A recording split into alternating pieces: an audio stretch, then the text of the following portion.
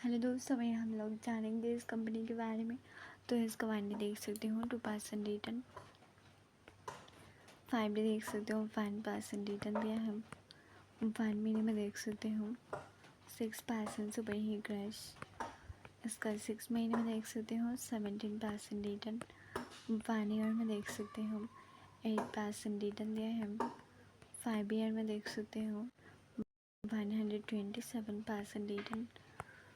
इसका 1 डे देख सकते हो 2% रिटर्न ग्राफ भी ऊपर दिखाई दे रही है।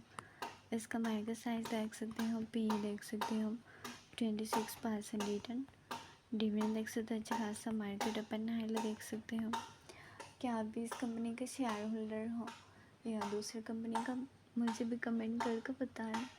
तो आज के लिए इतना ही काफ़ी। May God bless you, good bye.